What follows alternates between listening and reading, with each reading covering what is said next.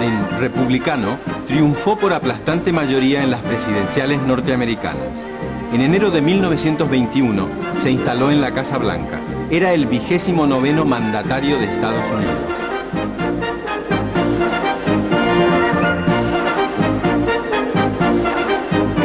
Su oferta electoral había sido Back to Normalcy, vuelta a la normalidad. Era lo que todos los norteamericanos querían, vivir tranquilos sin grandes complicaciones internacionales. El rechazo del Tratado de Versalles de 1919 y de la Sociedad de las Naciones formó parte de la oferta republicana. Para Harding, lo principal era revitalizar la economía. Reducir los impuestos y proteger la industria nacional era lo prioritario. La aplicación de estas medidas se tradujo en una mayor prosperidad económica. Los norteamericanos ganaban más, compraban más y, por supuesto, eran felices.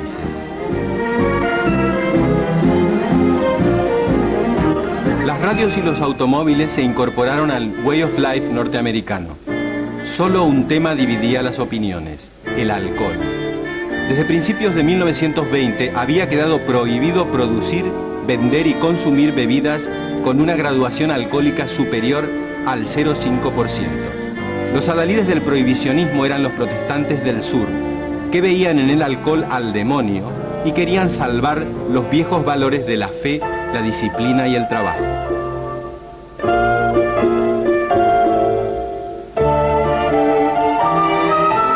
Pero ya se sabe, lo vedado, deseado.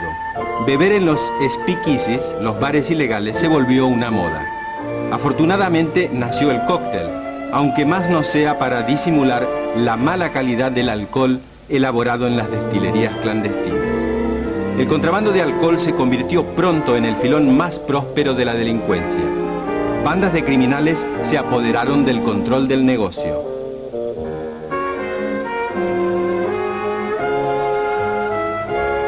Surgieron los primeros imperios de gángsters, como el de Al Capone, que controlaba la ciudad de Chicago. Pero el puritanismo no solo reivindicaba la pureza de las costumbres, sino también la de la raza. El Ku Klux Klan comenzó a desfilar en el sur, con sus túnicas blancas y sus capuchas de inquisidores. Querían limpiar a Estados Unidos de impurezas, tales como negros, asiáticos y judíos. Norteamérica debía ser poderosa, inmaculada, blanca. Para lograrlo, el Ku Klux Klan solía torturar a sus víctimas y luego lincharlas. En 1925, el Ku Klux Klan alcanzó los 5 millones de afiliados. Era el viejo sur que volvía, más arrogante que nunca y también más pestilente.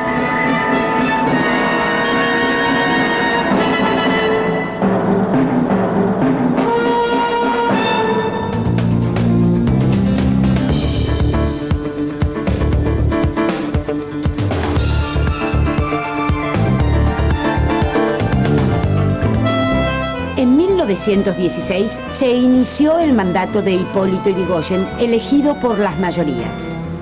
En 1922, Yrigoyen traspasó el gobierno a Marcelo T. de Alvear, también vencedor en las urnas. En 1928, el voto volvió a favorecer a Yrigoyen y Alvear le cedió el gobierno. Pasarían 55 años para que un presidente electo volviese a transmitir el mando a otro presidente electo. Aunque Yrigoyen y Alvear eran radicales, ambos representaban tendencias diferentes. Don Hipólito era el representante de los llamados peludos y don Marcelo de los galeritas. Amante de la cultura, la elegancia y las buenas costumbres, Alvear tranquilizaba a las clases propietarias. Para mayor tranquilidad, su esposa, doña Regina Pacini, había sido cantante de ópera, y el bel canto tranquilizaba a quienes contemplaban los dramas desde el palco.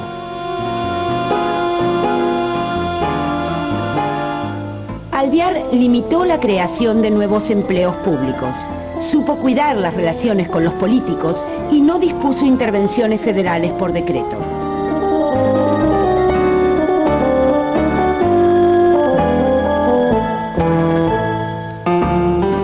Alvear se sentía cómodo. La inflación era cero, el salario industrial básico se había más que duplicado y las relaciones entre el peso y el dólar eran apacibles.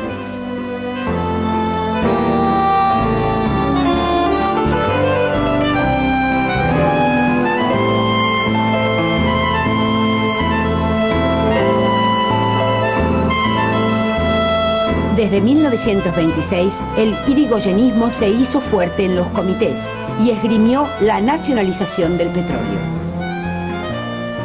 En 1928, la victoria de Irigoyen fue 3 veces notable, por la alta participación ciudadana, por alcanzar el 60% de los votos y por triunfar desde el llano sin la bendición de Alvear.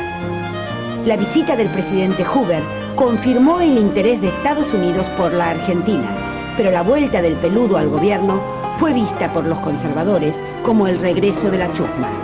En 1930 sonó la hora de la espada. El país tardaría décadas en recuperarse de aquel golpe. El 15 de agosto de 1922, Ireneo Leguizamo debuta en Palermo. Los peones de la Patagonia inician una huelga. El gobierno le encarga reprimir al teniente coronel Varela. La Patagonia, hasta entonces solo inhóspita, se volvió trágica. Howard Carter descubre en Egipto la tumba de Tutankamón en el Valle de los Reyes.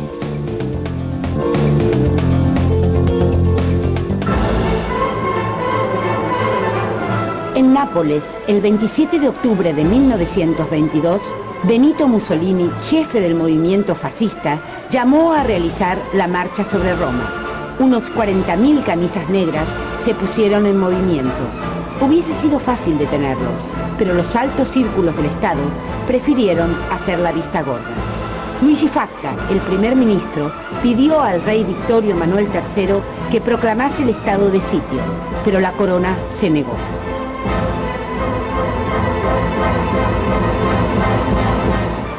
Para que nadie dudase de sus gustos, Víctor Manuel nombró a Mussolini primer ministro. El ascenso de Mussolini había comenzado en marzo de 1919, cuando fundó los Fasci de Combattimento, un movimiento paramilitar que decía ser anticapitalista y al mismo tiempo antisocialista. La crisis económica, el malestar social y las huelgas sirvieron de excusa para el auge del fascismo.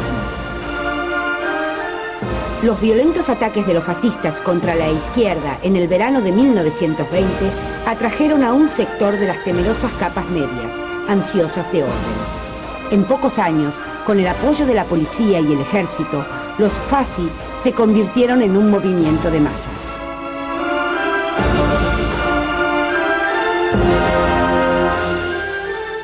En la primavera de 1921, los liberales de Giovanni Giolitti hicieron una alianza con los fascistas. Ello le permitió a Mussolini conquistar 35 de los 535 escaños del Parlamento. Eran pocos diputados, pero se hacían oír. En noviembre de 1921, Mussolini fundó el Partido Nacional Fascista. Su programa se ensañaba con el marxismo, el liberalismo y el parlamentarismo.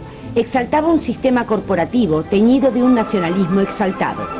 Mussolini fue nombrado primer ministro a finales de octubre y gobernó en coalición con los nacionalistas, los liberales y los católicos. Un sector de la derecha creyó que el apetito de Mussolini se saciaría con el gobierno, pero no fue así. Il Duce quería volar alto. En diciembre de 1922, Mussolini institucionalizó las milicias fascistas e instauró el Gran Consejo Fascista.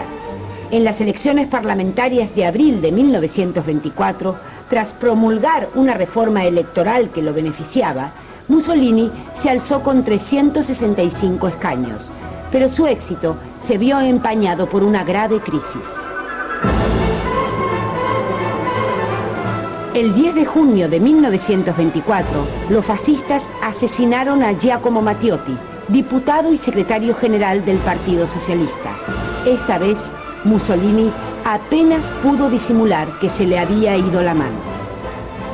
La oposición insistió al rey para que desplazara a Mussolini, pero el rey volvió a negarse.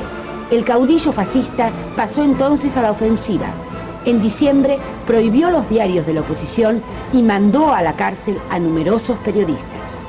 El 3 de enero de 1925, ante el Parlamento, Mussolini anunció la implantación de la dictadura fascista y del Partido Único.